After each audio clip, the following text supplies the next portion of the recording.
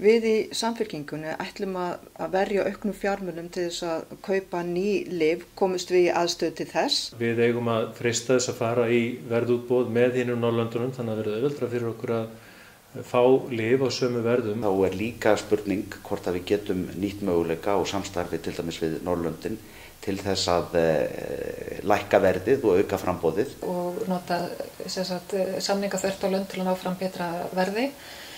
Og eins að vinna áfram í því að lækka kostnaðarhlutdeild sjúklinga. Framboð á nýjum lyfjum til að bæta lífsgæði og við horfum líka til þess framsóknarmenn að þetta sé hluti af heildarstefnumótun eða heildaráætlun í heilbrigðismálum. Varðandi lyfin að þá að sjálfsögðu eiga Íslendingar að hafa aðgang á sömu lyfum og aðrir í heiminum og sérstaklega í Norðurlöndunum hafa aðgang að. Og við stöndum fyrir gjaldfrjálsri heilbrigðisþjónustu. Og þetta liður í því að fólk hafi jafnan aðgang að heilbrigðisþjónustu. Það mikilvægt að við tökum ekki inn lyf á hvaða verði sem og að lyfjafyrirtækin geti ekki bara sett upp það verð sem þau vilja fyrir lyfin til þess að peningurinn geti nýst til þess að lækna og lina þjáningar eins margra og mögulegt er. Alþýðufylkingin vill að heilbrigðisþjónusta sé gjaldfrjáls, þar á meðal lyf. Við verðum að bæta yfirsýnina og lækka kostnað með því að hafa umsýsluna með lyfjunum á einum stað. Það er ekki ásættanlegt að við séum á Íslandi mánuðum eða jafnvel árum á eftir í að nota gagnreynd lyf sem að geta hjálpa þeim sjúklingum sem eru virkilega í neyð og þurfa á þeim að halda.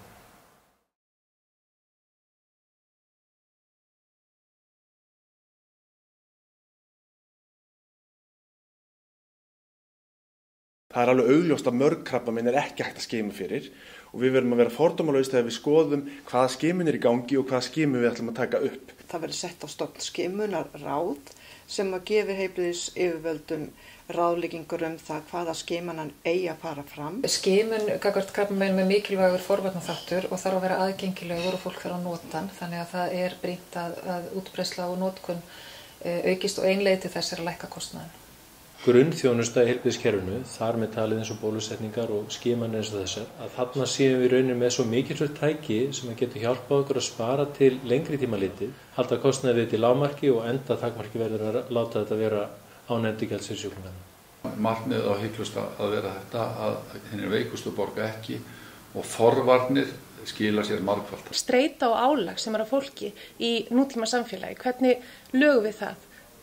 Við styttum vinnuvikuna til dæmis, hækka persónuafsláttinn og passa upp á það að það sé enginn að berjast í bökkum til að ná endum saman. Lykilatriðið er að allir hafi aðgang að skimun og við beitum skimun þar sem við á. Gjaldfrjáls grunnheilbrigðisþjónusta er eitt af aðalstefnumálum fólksins og þetta er liður í því. Alþýðufylkingin styður að sjálfsögðu að skimun fyrir krabbameini sé gjaldfrjáls. Við teljum að skimun eigi þá heima undir greiðsluþátttökukerfi, þannig að það verði tekið inn í það system sem nú er fyrir hendi.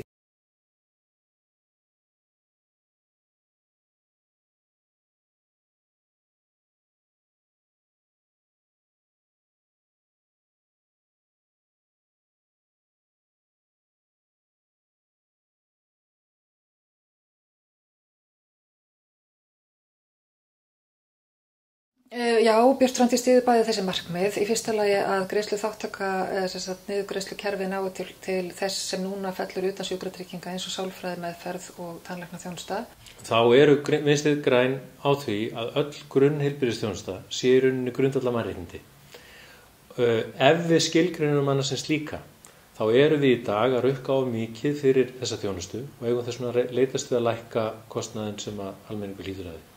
Við tókum þátt í því að innleiða þetta nýja greiðsluþátttökuþak og teljum að það sé mjög stórt skref í áttina að draga úr kostnaði þeirra sem bera mestan kostnað af heilbrigðisþjónustu.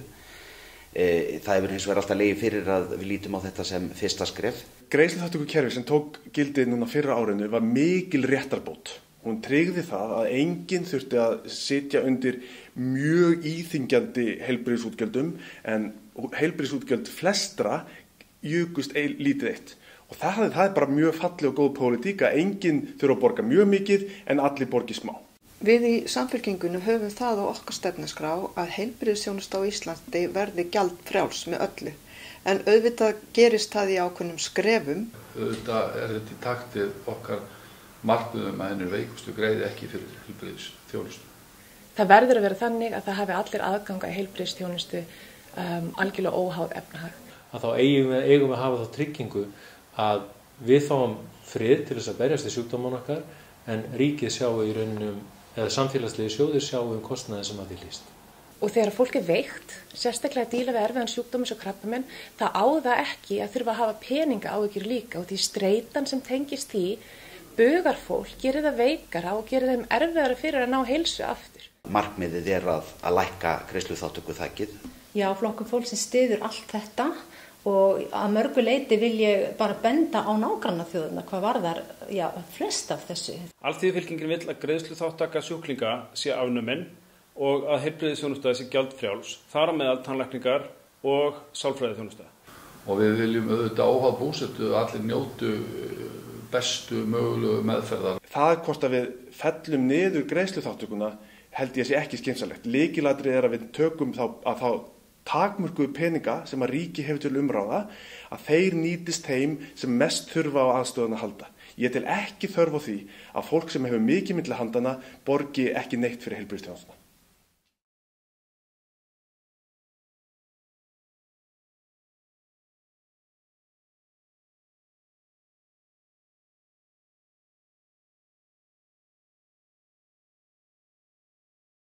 Ég frá Ísafirði og fólki í kringum mig tala mjög mikið þetta.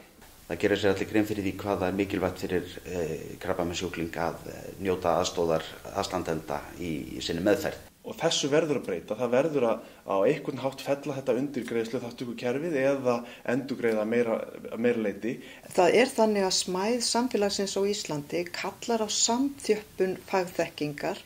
Og það þarf að vera samfélagsleg sátt það að þeir sem að búa fyrir utan þessi svæði eigi auðveldan aðgang af þessum flóknu meðferðum og að aðstandendur geti fylgt sjúklingum í þessar meðferðir ef þeir vilja gera það og talinu þörf á því. Við eigum að leita leiða til þess að lækka þennan kostnað fyrir aðstandendur. Þarna skiptir máli að bara andleg líðan. Og þegar þú ert með sjúkdómi eins og krabbamein, að ef þú ert einmana og saknar fólksins þíns og líður illa, þá segir það sig sjálft að bati gæti verið hægari eða það geti haft áhrif á bata. Alþýðufylkingin styður að hið opinbera taki þátt í kostnaði fólks sem að þarf að ferðast eða dvelja hjá aðstandendum sínum vegna krabbameins meðferðar. Við styðjum það að fólk sem veikt og er að díla við erfiða sjúkdóma fái allan þann stuðning sem að það nauðsynlega að halda til þess að náu bata sem allra fyrst. Okkur í Bjartri framtíð þykir ekki fráleitt að líta á kostnað ættingja og ferðir ættingja sem hluta af sjúkdómsferli einstaklinga. Við styðjum það svo sannarlega. Það eru bara grundvallar mannréttindi að kjósa sér búsetu hvar sem er og svo lengi sem að verður að gæta jafnræðis og setja þarfir sjúklings í fyrsta sæti. Akkurat þegar ríkið sparar út á landi, að þá það landsbyggðarfólki sem borgar og það er óásættanlegt. Hvort að hægt að fara alla leið í til dæmis sambandi við það að létta öllum ferðarkostnaði eða öllum kostnaði af aðstandendum, og kannski ekki hægt að komast alla leið þangað, en þetta sannarlega eitthvað sem við erum að stefna að.